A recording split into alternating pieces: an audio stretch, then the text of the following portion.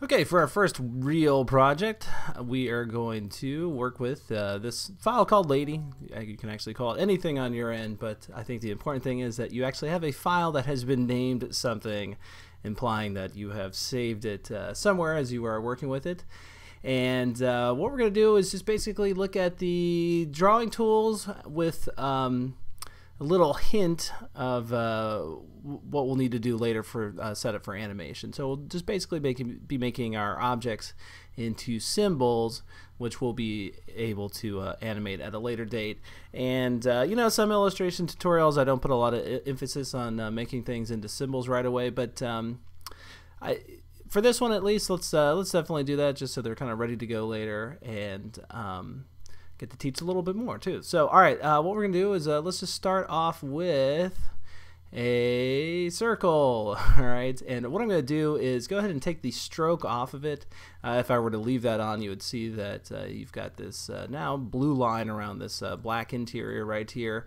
The one of the nice things about drawing in Flash, I think, is that when a stroke has been attached to a fill shape like this, you get to move them around together, okay, and that's a little different versus some other illustration programs where the stroke and the fill are, you can kind of put them together, but then they don't stay together, okay. So there's a lot of advantages to do, you know, having this option. It's just for right now when I illustrate, I'm not going to make use of that, so I'm going to go over here and just go for this little box with the line through it, and now I can just work with a nice beautiful black oval, and what this is going to be is just the basic head shape of the character. You can see when I put the circle down, it makes a little keyframe right here that is actually a keyframe, even though I didn't do anything to actually note it as a keyframe. Since it is the first frame of that particular layer, it's just automatically going to be a keyframe. And to kind of make a little bit more of a note on that, one thing you can do is as you're kind of progressing through your illustration, if you're ever kind of curious what is on a particular layer, and right now it's kind of obvious, we've only got one layer, what you can do is you can just go and select that first frame, and you can see that everything gets highlighted. So as you kind of build up your project, that is actually a very convenient thing to do. So what we're going to do now is go to one of my favorite commands right away. I'm going to go over here to copy. That's not it. It's the paste in place. All right, but before I do that, I'm going to go ahead and create a new layer right on top of this one. Then just go over here to paste in place. Of course, you're not going to see anything because what I did is I just took that same exact shape and put it on top of itself. But if I were to move it off to the side, then it is a little bit more clear that there are two shapes right there. So I'm just going to undo that. And I showed you guys this in the initial setup video, but I'm going to go and show you guys the slow way of doing this. Where is it? Scale and rotate. I've set the hotkey for this to be the Apple key and R. So anytime you see me with this little window show up, I've just gone ahead and hit that hotkey. I don't feel like I need to go through that menu every time now. And I'm going to bump this shape that's on top of the other one down to about 95%. All right, so now I've got a, well, you can see it's a shape within another shape right there. I'm just going to offset these a little bit by moving, and I'm using the arrow key on the keyboard, by moving the shape just up about even just 1 pixel, I think is fine. A lot of this, I could cut, well, what I'm getting at here is I could taper this line a little bit more, but this top half is pretty much just going to get cut off by the hair of this woman anyway, so that's all right. All right, so it's a little bit more clear what we're working with. Let's go ahead and change the skin tone.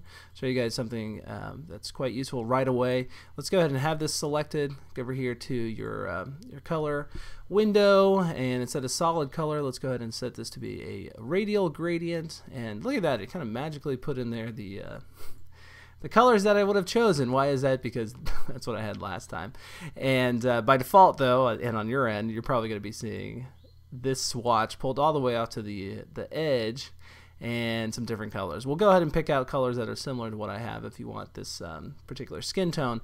And then what you can do is you can play around with where that circle is initially defined for that particular color.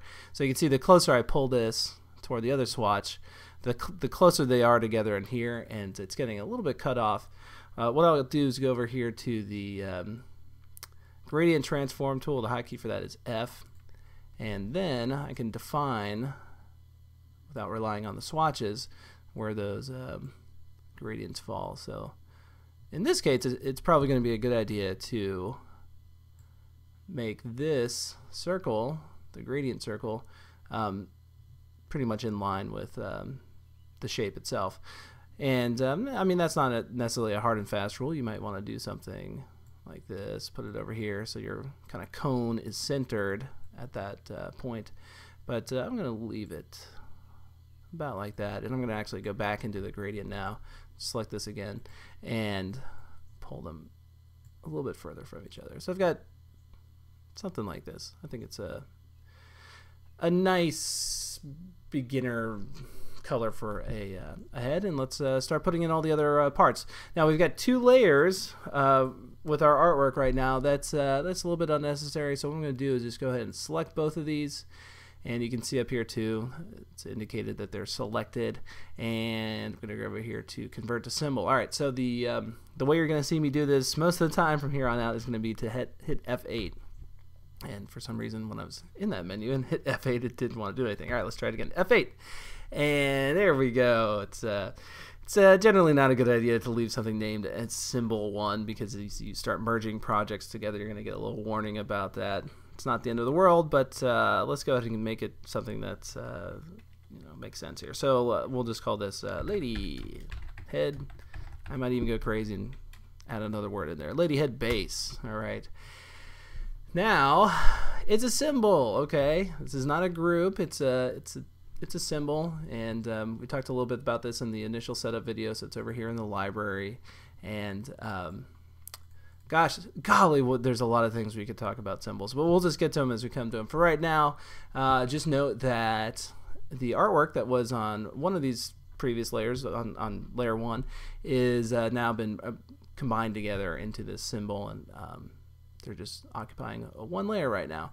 So I could go ahead and just trash this layer, or I know I'm going to need another layer to work with in just a moment, so I might as well just drag that one up above the symbol.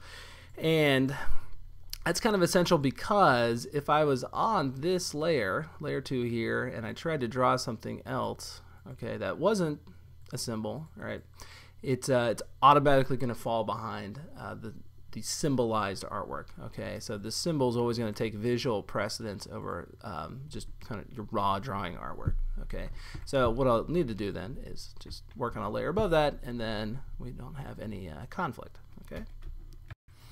All right, now let's start playing around with the actual vector points that are making up these shapes, and that's kind of the under the hood stuff that is creating everything we see in here. And to give you an idea, let's just go back to this shape, and what I'll do is I'll grab the sub-selection tool instead of my trusted little selection tool, and you can see now the actual vector shapes that are making this up. All right, and if I just click on the edge of the line, it's a little bit cleaner. You can see that this circle has 1, 2, 3, 4, 5, so 8 points total, and then I would assume the one underneath has that many as well. And you could go over here and just start pulling this around like so. If you're used to working in Adobe Illustrator, this will feel familiar, where you have these control handles for manipulating the shape. But I tend to not rely on that at all. I don't like to see the vector points generally when I'm illustrating. I can get away without it, and I think for maybe new illustrators, it's a bit easier to not deal with those. So let's try to do it the Justin way here, and let's go ahead and take a line, and we're going to start to fill in some eyebrows for this woman, and of course I'll teach you many things as well as we go through here. And I'm going to draw, of course, on top of this layer so the line doesn't just disappear. It's a pretty bold line right there. Okay, not tapered off at all. That's generally not what I want. So we're going to deal with that in just a second. But before we get there, let me show you guys what's possible with adjusting the end caps over here. So right now it's set to square. If I set this to being round, it's going to round off those end caps. Okay, and that's good and bad. Let me go ahead and create another stroke out this way, and I'll kind of show you the bad.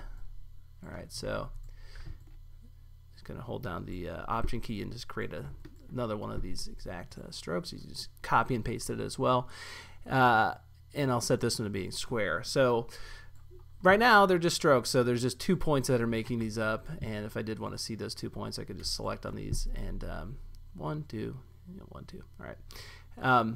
But if I were to select them like this, go over here to shape and convert lines to fills, which is going to do exactly what it says, convert a line to a fill shape. Then when I go back over here, you can see that this is now just a nice clean square with only 4 points making it up, but the one with the rounded end cap, of course, has many more points, which if we wanted to kind of taper this off, right, gets a little bit confusing because we've got that extra stuff down there at the bottom, whereas this one is still nice and very clean. All right, but that's easy to adjust. Okay, we can just go over here and just delete that, and then suddenly we're back to a square end cap at the end. And the advantage is that we've also still maintained this that rounded edge over there, which you could of course simulate by just going over here to the edge of this one, and if I were to roll over between the 2 vector points making this up, I can just arc it out like that. It's a little bit, it's not as good maybe, or maybe it's got a little bit more style too. It just depends on kind of your thinking here. So you could kind of make either one of these into eyebrows now if we just squish them together like that. In fact, that one is kind of what I was going for. So let me get rid of this, and I'll go ahead and bring this one into the over here. What I was going to do with that shape is exactly what I showed you guys up here, just make it convert it to a fill. So let's see if we can make this into our eyebrow.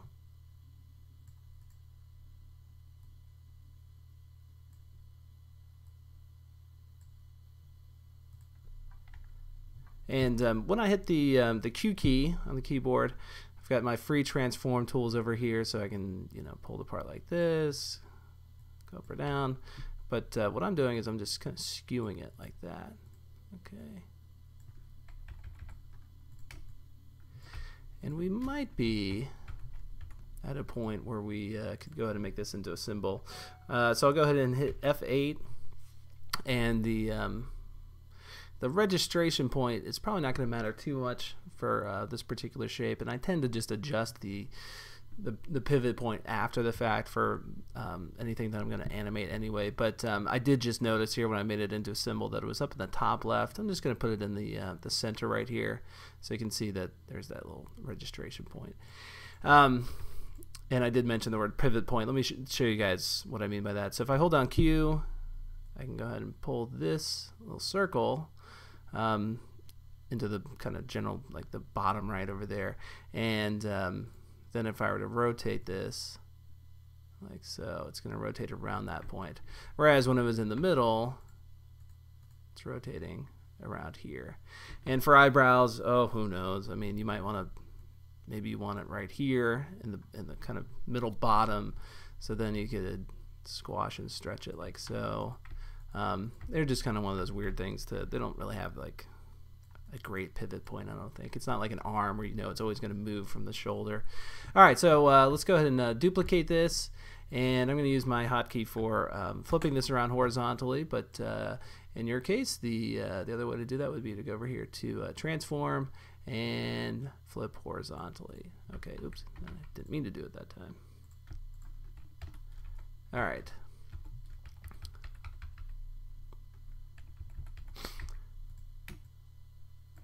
Now, I think what I'm going to do is, well, make use of the fact that these are symbols and go into one of them and cut off just a little bit of it. Start adjusting these.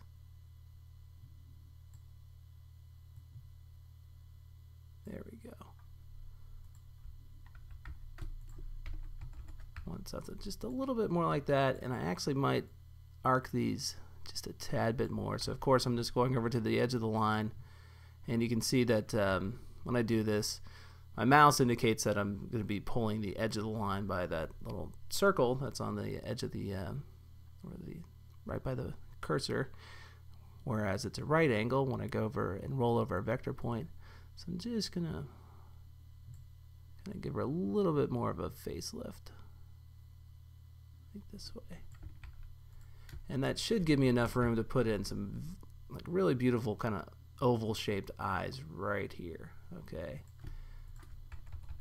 And I do think it is helpful at times to duplicate out your eyebrows and do exactly what I did here, where we can kind of look at them together and affect both of them at the same time. And we'll do something similar, of course, for the eyes.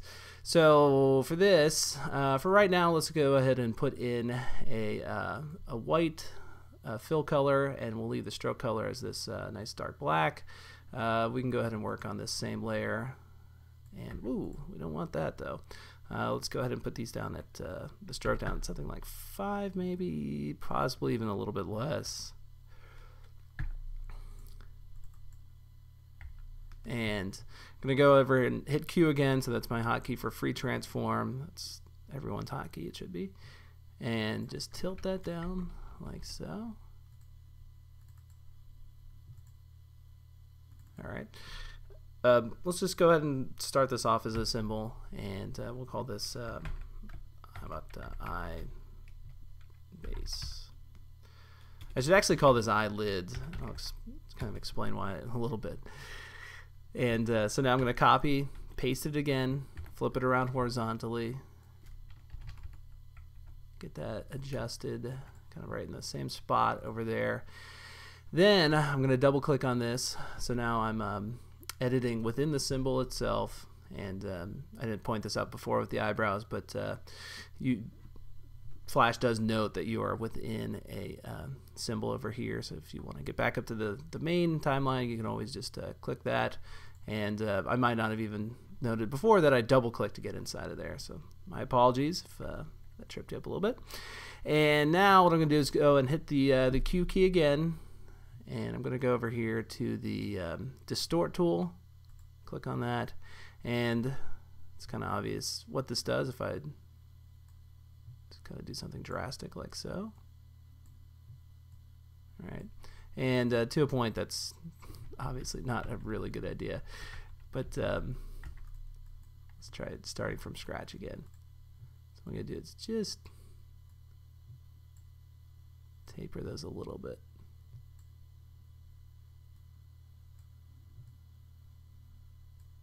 And it's almost hard to tell if that's really having much of an effect on a circle like that. You know, if this was a square, it's pretty clear that it is working its magic, right? But at least you know that that tool is there, even if it really didn't do much for us. We might have just had an easier time just adjusting the line itself like that. So let's do this. Let's go and go ahead and make this into a convert lines to fill, since I did start to go up there to do it. Instead of using my hotkey, we'll finish that out. And I'm going to zoom in a bit and just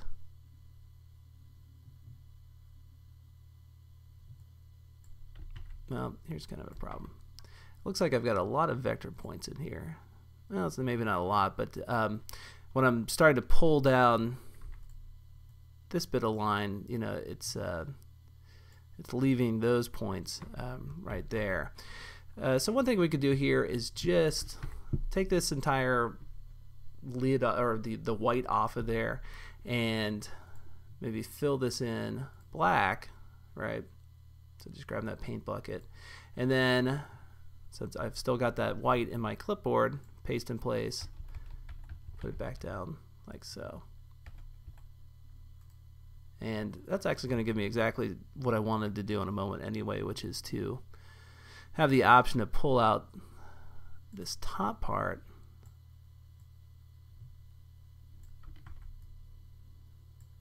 and here's a case where I've got two vector points that are kind of right near each other. And I think one of the easiest things to do is just to go over here, grab the snap to objects tool, and now it's going to snap that vector point right up there with that one. So they've essentially merged those two together. And just finesse it a little bit more. Okay. Now we gotten to a point where we might want to add on a vector point. So what I'm going to do is I'm going to hold down the Option key on the Mac, or this will be the Control key on the PC, and I'm just going to create a vector point by pulling out like that. So just click dragging and pulling out, right? And then I'm going to arc this.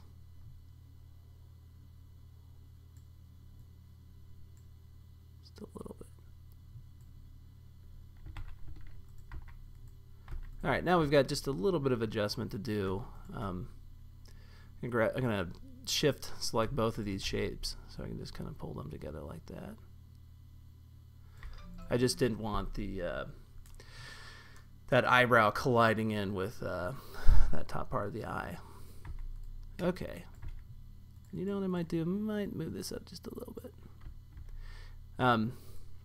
That snap is useful at times, but at other times it's not so nice because it'll kind of snap things like you don't want them to be. All right. Kind of just adjusting the positions here. And now let's do this. Let's put in the pupil of her eye. And we've got some decisions to make here, because what we could obviously do is create a, and I'll just do this really quickly, just create a circle with a color in it right here, and then go through, take the stroke, and just kind of cut that across there. So I've just kind of essentially chopped it in half a little bit, and do our pupil like that. All right, but problem here is that it's really not a good setup for animation, okay? Because what happens when we want to make this girl look left or right? Well, normally we would just move the eyes around like that, or that's what we would want to do ideally. But of course, that's getting cut off, and well, you know, if we want to make her look in the bottom right like that, we've got another issue. So let's try this. Let's create a eye socket. All right, so I'm going to double click inside of this. I'm going to get rid of the white. All right, come back out of here, and by the way, there is a hotkey to get rid of, get back out of a symbol editing mode, which is just the Apple key on the Apple E, I should say, on the Mac, and then it's just Control E on the PC, I believe. So now I don't have my white inside of here. And what I could do, let me just go ahead and take this layer between the head base and all this other stuff, is go ahead and put the pupil in here again, right? And now I've just got to worry about seeing, or I should say not seeing, the outer part of that. Okay, so this is visually behind the eye. So I want the freedom to kind of move around anywhere inside of here, right? All right, not the hardest thing in the world to do. It gets a little bit more complicated only because we've got this gradient back here, all right? And, you know, this might be one of those times you decide that it's a little bit easier to get rid of the gradient and maintain this kind of more ideal setup for animation. But, you know, I kind of favor style over you know, ease. So let's go ahead and leave it in here, and I'll just show you how to kind of deal with that. All right, so what I'm going to do is select one of these eye socket bases here and the circle, the head in the background, okay? And I'm going to copy them, and I'm just going to paste them up on top of a layer above everything else. So let's just go ahead and lock everything that we're not dealing with right now. And I'm just gonna, in fact, I might even want to just make these invisible. All right, so just clicking down this way, I'm just toggling off the visibility of all of those. And then up top here, what I'm going to do is go over here to break apart. All right, so now I've just broken apart the symbols back down to their just raw vector state again. I'm going to go ahead and get rid of the stuff that I don't need. All right, so that's this part, and that outer line I already got rid of. And then what I'm going to do is go ahead and grab a circle or an oval and just kind of come through here and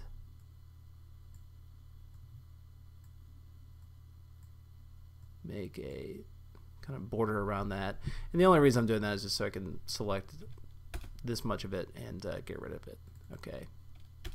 All right, now get rid of that. And suddenly I've got a circle which now contains a little hint of that gradient inside of here. Okay. And this now will end up being the kind of my eye base or whatever socket. You know, I guess we'll just call it the eye socket, right? Eye socket. Then I've just got to go and rearrange everything again. So I'm just going to cut that off of there. I'll get rid of this one, paste that back in place again. Of course, now that I've pasted a symbol on top of another one, it defaults to being visually above that one. So one thing you can do to change that is to just cut that one and paste it back in place again and make that over top. Or you can go over here to arrange and go for your bring to front hotkey, and you've got options for all of those over that way. All right, now we can get rid of this one. Let's just go ahead and copy and paste them together. So we'll just throw those over there, flip them around, and you know, I think this is kind of a little too, there we go.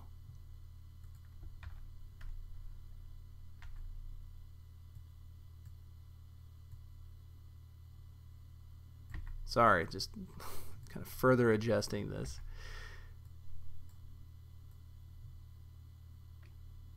Okay, I think that's a little bit better.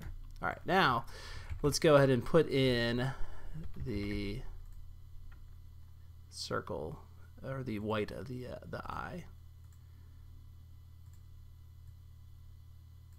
And I don't really need that that part of it, so let's get rid of that. And of course, that's falling behind those symbols that are already in there. We'll just call this eye white. And I use the hotkey to just kind of bump that back behind everything else.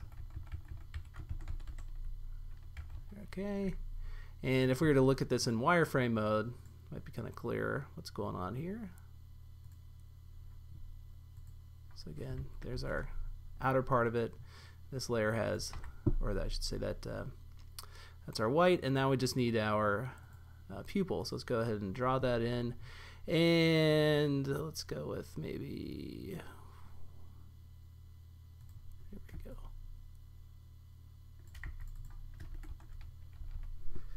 Go ahead and convert this to a symbol, pupil, and then I'll cut it off of that layer, put it on the same layer with everything else, then just arrange it back behind everything. Okay, so it's maybe a little bit big. No, I don't know. It's probably fine. But it is showing through from our kind of socket. So let's go and just adjust that a little bit bigger as needed. And kind of the nice thing about this is notice that when I do make this a bit bigger, it's keeping that gradient in there, okay, which should roughly be falling in with the gradient for the face. And another thing you could do with this, come to think of it, is maybe even kind of use it like eyeshadow for the girl. So you could then do something like this, right? In which case, you obviously would have to make the pupil just a little bit smaller to kind of keep within that, just depending on where you want to move it around. But I'm just going to undo that, and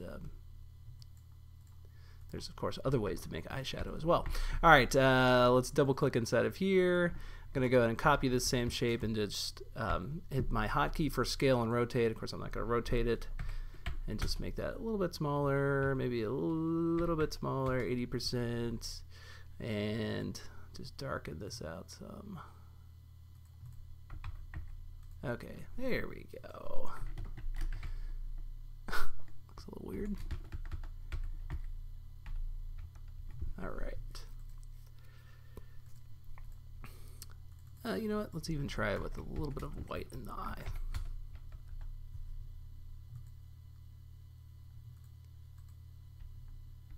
Maybe even a little bit less. Let's go 70% again. Sorry, it keeps popping up down there in the bottom right. Let's try that. I was going to say white in the eye, but maybe just a little bit of, just another little blue color. And I do like it when the that innermost circle of the eye gets cut off right there. I think that looks very alluring.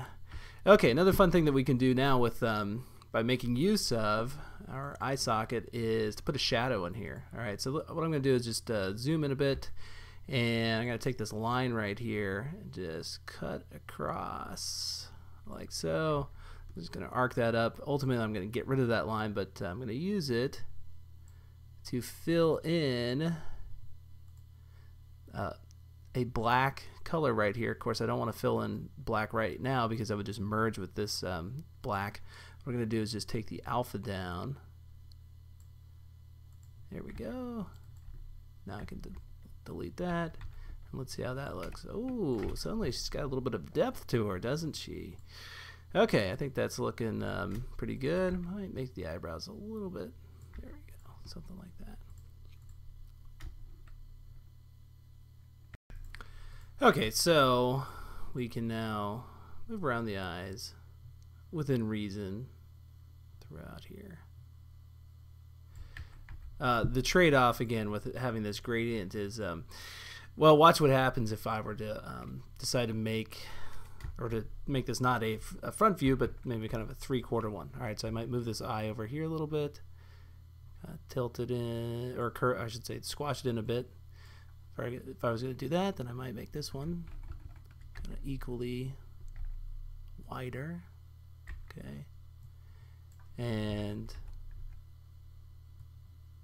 so now I could kind of put in the nose over here, mouth over here. But to a point, this starts to break apart because look what happens. Okay.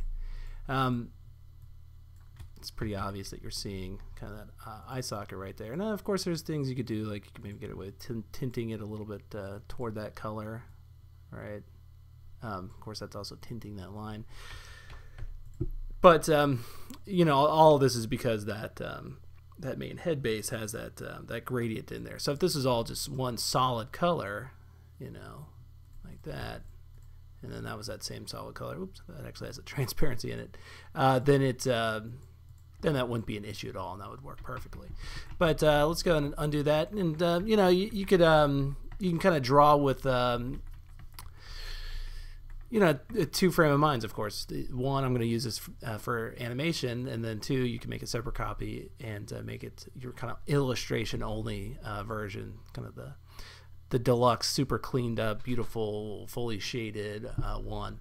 And there's nothing wrong with that. All right, so let's go and do one more thing here with these eyes, then we'll move on to the nose and the mouth. I'm going to add a glow to it. And now it looks like, you know, she had a really long night, doesn't it, with that outer glow around these eyes. And what I did here was I just put a filter on and set it to glow. I know I did that a little bit quickly, so I'll kind of back up if you didn't see what happened there. But what we're going to actually do is make this a inner glow. So I'm going to go over here to inner glow, and now it's applied that red glow to the inside. And of course, I don't think a red glow is necessarily what we want here. What I was going to do is just make this a kind of a bluish glow to go along with those eyes. And you can see that you can adjust the strength of that. Getting too far up above 100 is really maybe not the best option. I can adjust the quality.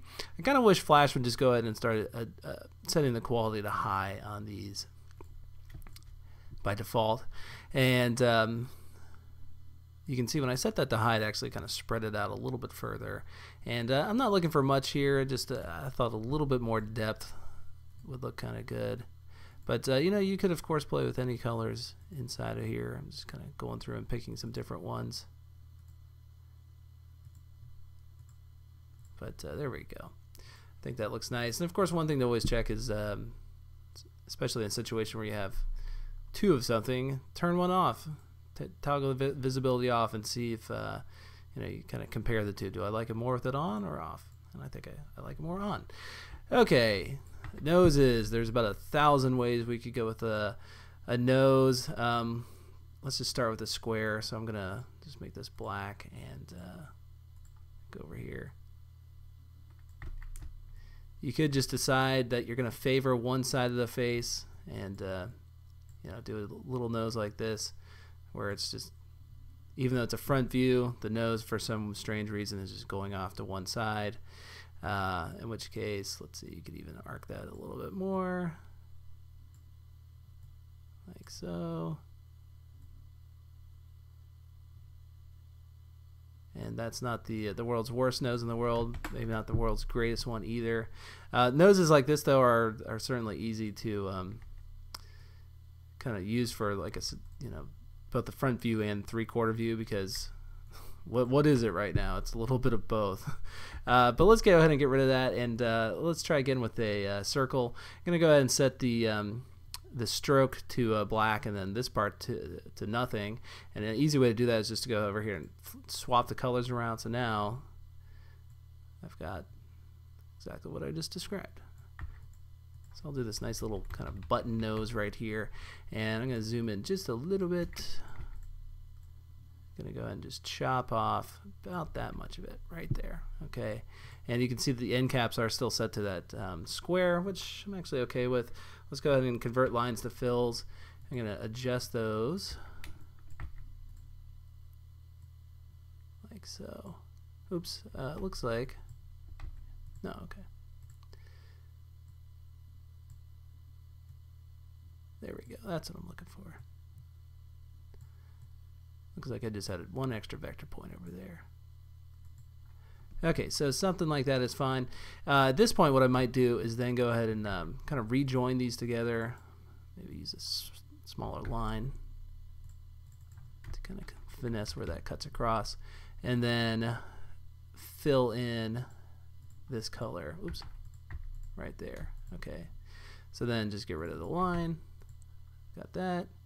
And I'd probably be a little bit picky and just kind of arc that down. And I'll show you why in just a moment.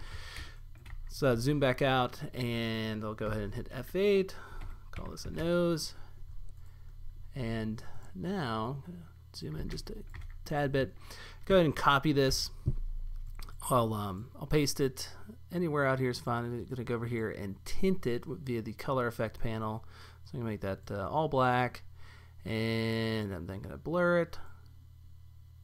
Going to set this up to high, and then after I tint it black, I might even go over here, then just hit up the advanced panel, which is going to leave that black tinting in there, and then take the alpha down, right? So now I've just got a little under shadow for this. And of course, there's a couple ways you could deal with it. You could maybe kind of just tuck it under here like so, over top of the shape. What I'm going to do though is put it underneath. So we got something like this, and that's why I put that that fill inside of there. I'm going to make this even less than what it is, so it's just the slightest little hint of an undershadow right there. Okay, so not much at all. All right, and now let's go ahead and move on to the lips, and go ahead and grab my stroke again, set this up to maybe 2. Yeah, I guess that's okay. Maybe 3.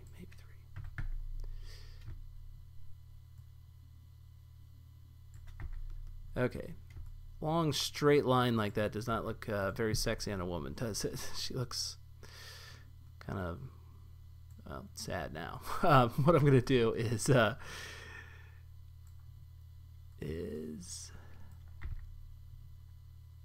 make her smile. She's actually looking a little bit like the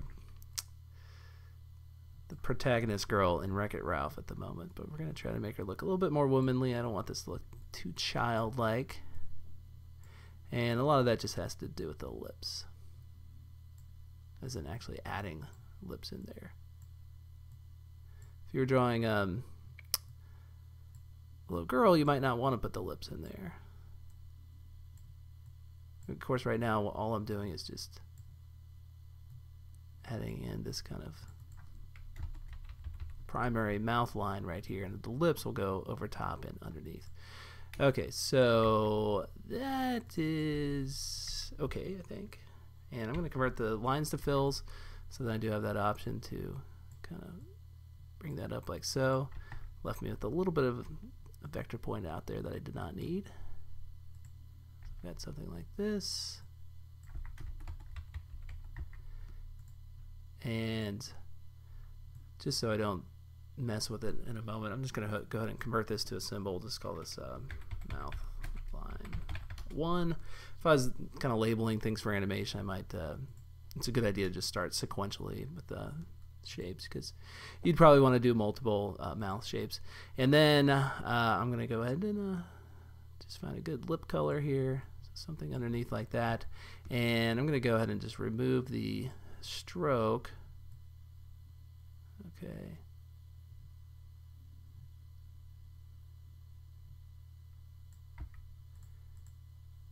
And it might even be a little bit easier to work with these as two separate shapes.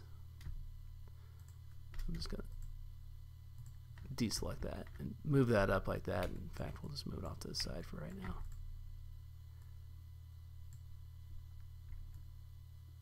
Oops. I'm just going to put in a couple vector points right here and then just move that down.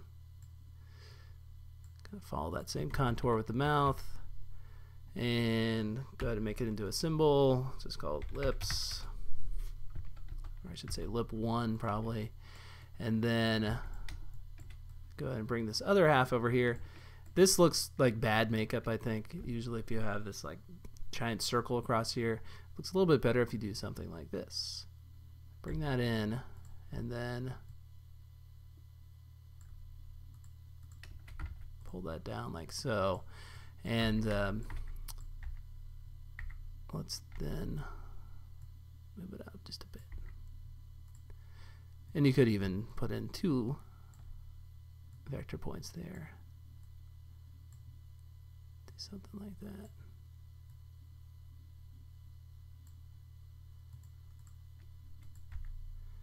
And at some point we do have to kind of get away with the kind of ultra symmetry of the space, even though it is kind of looking dead on. And you could do that, well, any number of ways. We could put a little something like that on one side of the mouth. That kind of looks cute, doesn't it? Let's try it.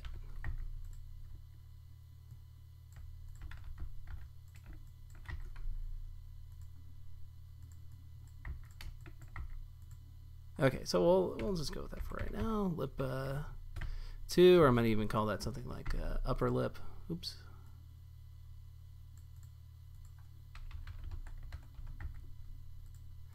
And I think it's your call whether or not you want to go ahead and put a stroke around that. It's well, we can always just see what it looks like and whether or not it's worth saving. Let's bump this down to like 1. As we're starting to get into kind of the finer features of the face, it's generally going to be a good idea to start making the lines ever smaller. So we've kind of started with this bigger, thick line around the entire thing, and then as we kind of work our way down to the smaller components that make up the face, we have thinner lines. And yeah, you know, that looks pretty good, I guess.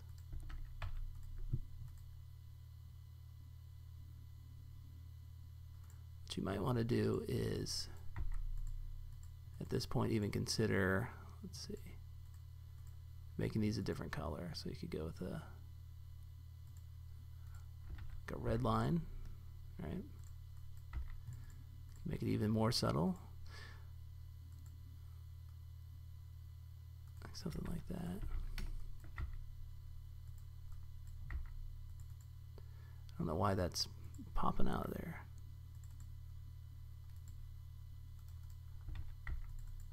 Let's go ahead and lock that up. converting lines of fill seems to have just solved that problem. It's hard to say. I mean, I was kind of a fan of it not being there altogether. Yeah, I think I actually like that more. Okay, another thing you could do too is just use this same circle if you wanted, and play around with putting that underneath. Maybe even take that up just a little bit. That even looks kind of good over top of that part of the lip too, but let's see. I think it actually looked a little bit better right up there. This is something though that you probably would not want to do, because essentially these are just our nose right here. You wouldn't want to maybe go ahead and start using that as a shadowing element until you had made it into another symbol. So I go over here to symbol, duplicate symbol. Be sure this is an actual duplicate for the library. So you could just call this I don't know, shape for shadowing. Okay, and then in that case I'd probably just go ahead and make it all black inside of there. Maybe even just make it just a circle, right? And that actually looks pretty good, so you might want to leave that in there. Okay, and we still kind of got this retro-y cool look to it, even though that we're adding some elements that are maybe not traditional to that, which is the shadowing inside of here.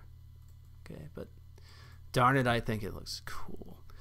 Okay, so another thing we could do too with that in mind is, let's go ahead and unlock this right here, and go ahead and add in a couple drop shadows, and I'll explain why. Okay, this is your traditional drop shadow where it's dropping behind the shape, right? Okay, that doesn't look too good. Let's go ahead and set this to be an inner shadow. Oh, that's a little bit different, isn't it? And I'm going to set the quality up to high. Do something like this. Kind of just play around with the blurring inside of here. And then I'm going to move this about over here. Play with the distance just a little bit more. Okay. I probably don't want that to collide with any of these shapes over here, because in fact, even when I'm seeing it kind of step into the mouth here, that doesn't look too good, does it? No, not at all. So we'll leave it right at the edge of those other things, and then let's go ahead and add one more of these. So what I'm going to do is you could just go ahead and set up another drop shadow, or you could go over here to copy selected filter, and then just paste in that same filter again. Let's try that one more time. Okay, there it is. And then with this second one right here, change the color. Okay, so let's make it maybe that same peachy color, right? And watch this. Let's take the distance down. Okay. And probably take the strength down just a little bit as well. So now you got this kind of interesting kind of 3D-ish thing happening just on the outside of that. And you know, we're gonna have some hair over here and stuff like that, and ear on that side. So a lot of this might get covered up a little bit too, but maybe not a lot of it. But yeah, I think there's something to that. And of course, again, you can always go over here and just say to yourself, "Oops, I meant to copy everything." Try it without, you know, take it off. Oops, take that off, and just compare. What do I like more here?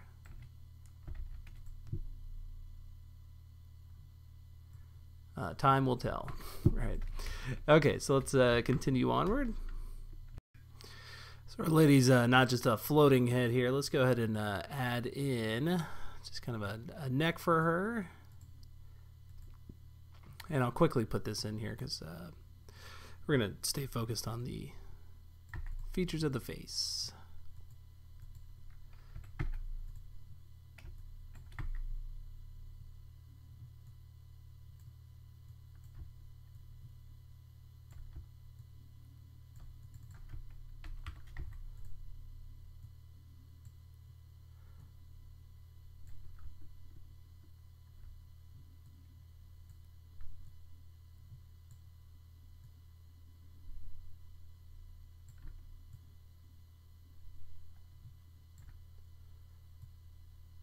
Okay, just something like that. So she's kind of pegged in there, neck, and it'll actually bother me if I don't put in some sort of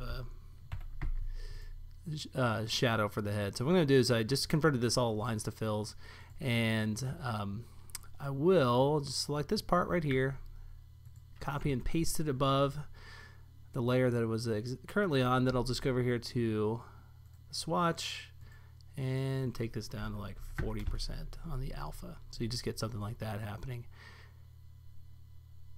And there we go. And we might want to just finesse the line artwork a little bit.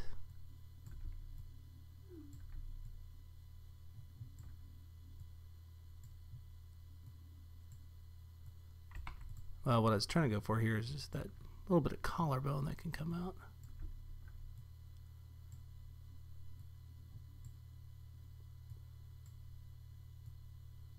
That's probably the least ideal way of creating it. Would have just been better to go ahead and paste the shape in there, instead of trying to work out a line from the outer part. But yeah, something like that, I guess.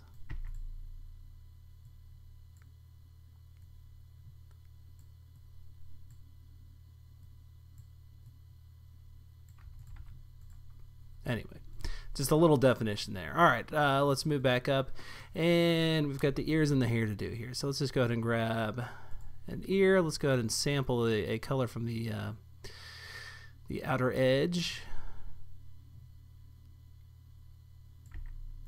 It's gonna hit the Q key, distort it out like that. Let's bring it right over here. I'm gonna put this actually above the head, so I'll just work on any layer up above there, and then I'll just come down here, chop off that part of it, and do something like this. Don't think we need a whole ton of detail on these ears.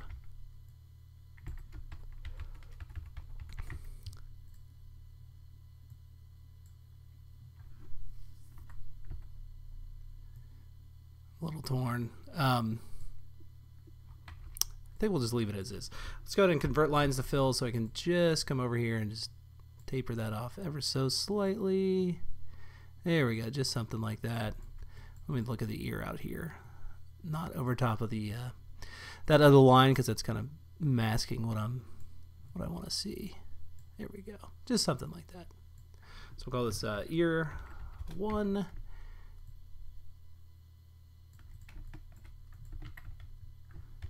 Get the other one, put it over here, and let's go ahead and make this into a unique symbol. So we'll just call this, so I'm going to go over here to modify symbol, duplicate symbol, get used to seeing the hotkey for that.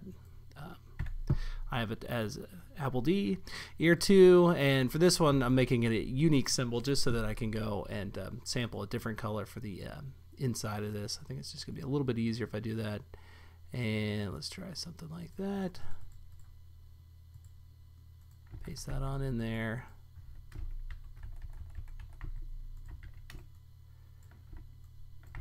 Okay, and you could too if you want to take that that's the black line here and make it tinted a little bit more like this color. To do that, let's sample it.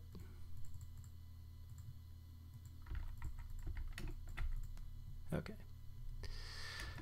All right, the hair. This is always fun. Let's make her a redhead. What color red, though? How about that? We're probably going to want to keep with a nice thick stroke line for this, just to match up with the exterior of the head. And let me just make sure I'm on a layer up above for everything else.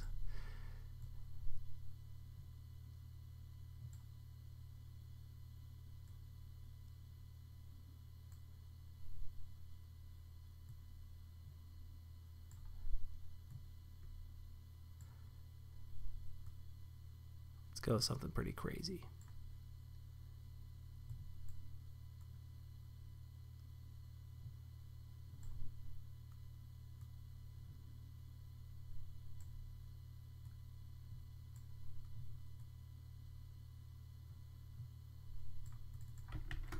think this could look kind of fun if we copy and paste it over here.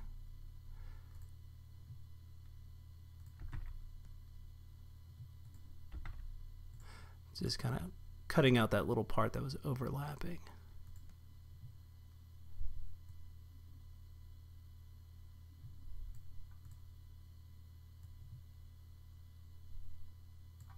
It's always a nice effect. Gives a little bit of depth. And let's see.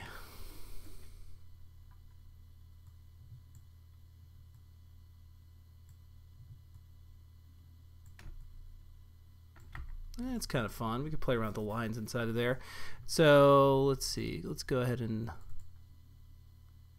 make this into a symbol. Calls hair top. And then somewhere, well, even on the same layer with the head, I'm going to go ahead and put in a ponytail. Something just right back here.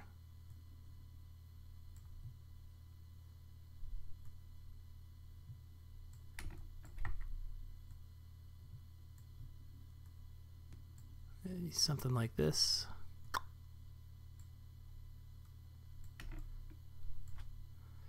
Yeah, sort of like that. So there's some indication of a little swoop off like that. I like that.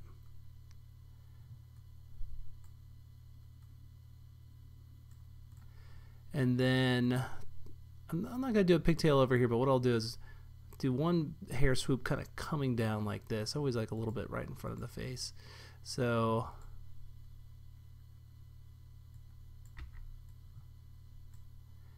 and I think this can look good because it, if you do have a lot of symmetry in your face, this can break up some of that.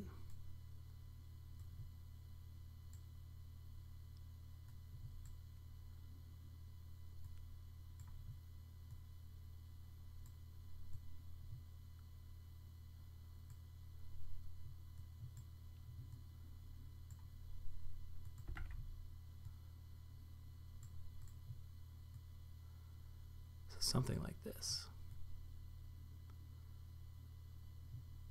And you know, you could kind of put it anywhere up along here. I sort of like seeing just a little bit of it show through over there.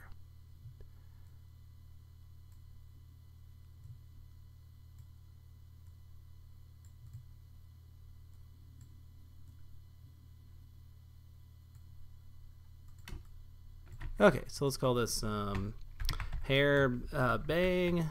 This would be a great one to put the pivot point right there, because now we can kind of play around with moving this up or down. And if you just had a nice static pose of this, where the animation was doing nothing more than just maybe blinking, or her head was doing nothing more than blinking, you can also just kind of move this bang just a little bit, kind of like the wind was catching it. Something you might want to do too is set this down to 3, and then this one down to 4. I think that looks good. Let's go ahead and convert the lines to fills, just in case we want to adjust it even more, like so. And let's go ahead and add in some interior lines inside of the hair. Make it kind of easy on ourselves. We'll set this to, let's see, 2. Yeah, 2 looks good.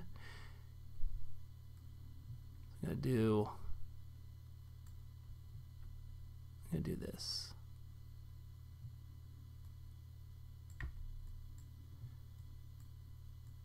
And as is usually true with illustration, there's really no right or wrong here, but I think with hair you can get away with doing quite a lot, and no one's going to question it.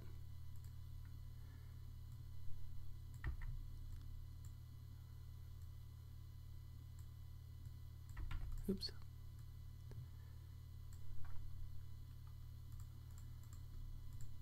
Let me go ahead and make these fill lines as well, just so I can take this one line right here.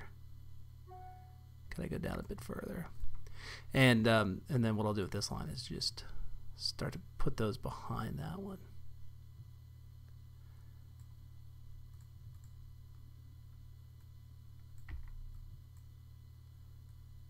This hair was not something I planned out ahead of time, so we'll see how this ends up looking.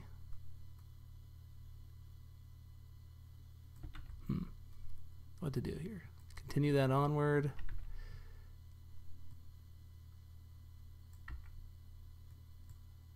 Maybe do something like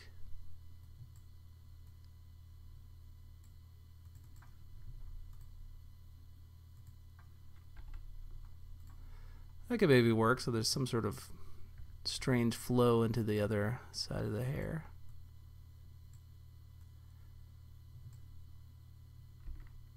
Oh, kind of dig it. Let's see. You know what? I'm going to leave these as lines for right now, just so I don't kind of overcommit. You know, as soon as you turn them into a fill shape, they there's kind of no going back from that. So let's leave those as they are, and then just go ahead and put in these other lines over here.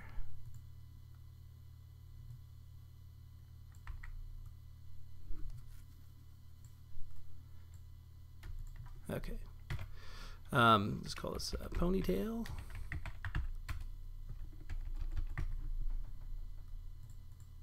Maybe do one line through here. Doesn't even necessarily need to go all the way up to the top, I don't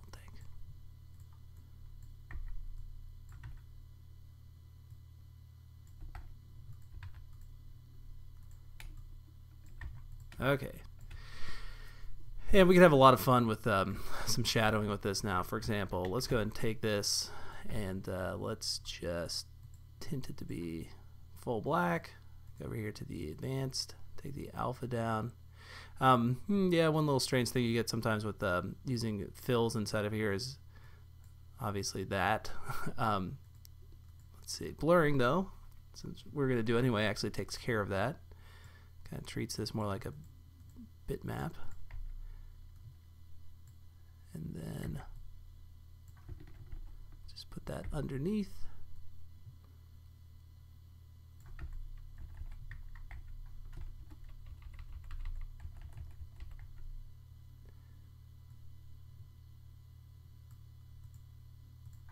There we go. And let's do this. Let's try adding a drop shadow to the interior. So let's go inner shadow to the inside of this. Let's bump the distance up. Take that down. And play around with the angle.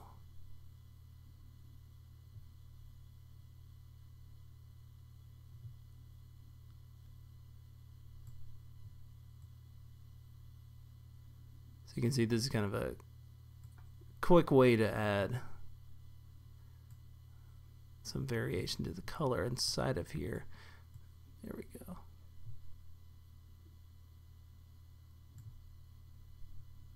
And you know, it's not always going to give you exactly what you want because, well, it just won't. But you could, you know, that actually doesn't look. That looks kind of decent. The only thing that's a little weird is this part right here kind of doesn't, you know, flow down that way. And well, golly, you know. Way to fix it would be to just go and take the filter off, or just kind of see what you like, and then just kind of make these same effects with vector artwork inside of the shape. But let's go ahead and just copy this one for right now. Copy all filters. I'm going to apply it to this shape. It's just an easy way to get that on there. And you know, the more you soften it too, the less you would notice something like that occurring. So let's say, yeah, we soften that out quite a bit. Yeah, it looks pretty good.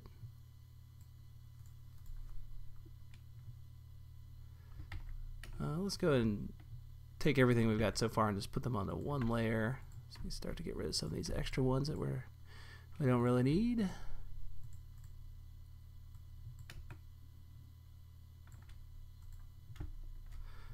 And you know, I might tint this.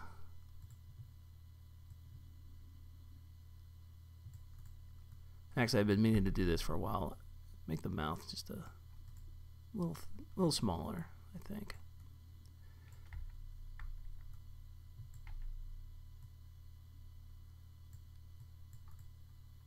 There we go. You know what? I feel like adding a little bit more color to this. Let's go and put in an inner shadow up here.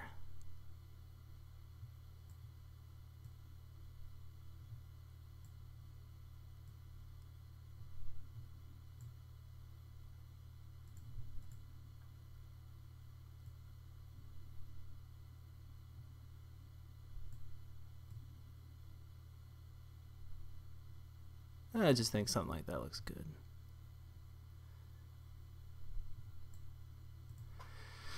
Here's often my true test of things. Change the background color to make sure it looks nice with all different colors back there. Black included, of course. And that looks pretty good actually with these fully dark lines over here. So that I think that worked out. That's sort of why I tend to draw on a gray background like this, just to have some middle ground. But yeah, I think it looked good with white and dark. And then you know, feel free to play away. You know, you can grab another one of these bangs over here, just kind of alter her hair slightly, see if that looks even better. But, yeah, I think we're about done with our first kind of retro-y girl here, and turned out even a little bit better than I thought it would. I think this is quite nice. So we'll be back for more in just a little bit.